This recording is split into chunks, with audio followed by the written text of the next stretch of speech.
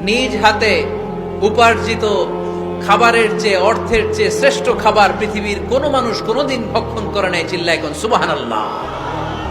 শ্রেষ্ঠতম খাবার, নিজ হাতে উপার্জিত খাবার, ঘাম জড়িয়ে যে অর্থ উপার্জন করা হয়, যে ইনকাম করা হয়, এটা হালাল। আর হালাল খেয়ে দোয়া করলে কবুল করে কে? এজন্য খেটে খাওয়া মানুষ, শ্রমজীবী মানুষ আর মেহনতি মানুষদেরকে বিশ্বনবী খুব ভালোবাসতেন। তারা বিশ্বনবীর বন্ধু আর বিশ্বনবী ছিল তাদের বন্ধু। সুবহানাল্লাহ পড়েন। এত ভালোবাসতেন বিশ্বনবী খেটে খাওয়ার মেহনতি মানুষদেরকে। সব সময় বিষ্ণু ইসলাম তাদের জন্য দোয়া করতেন। এজন্য যারা খেটে খায় তারা কপালওয়ালা, তারা মুস্তাজাবুদ দাওয়া। তারা কি? মুস্তাজাবুদ দাওয়া মানে এমন ব্যক্তি যে ব্যক্তি দোয়া করতে দেরি হয় কিন্তু দোয়া কবুল হতে দেরি হয় না। আপনারা এখানে ব্যবসা করেন কে কে? দেখি তো, হাত তুলেন তো। ব্যবসা, মাশাআল্লাহ, অনেক ব্যবসায়ী আছে তো দেখি। আচ্ছা, হাত নামান।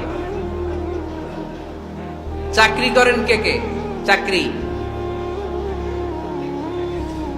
চাকরিও তো অনেক করে দেখি, হাত নামান। প্রবাসী, ছুটিতে দেশে আসছেন।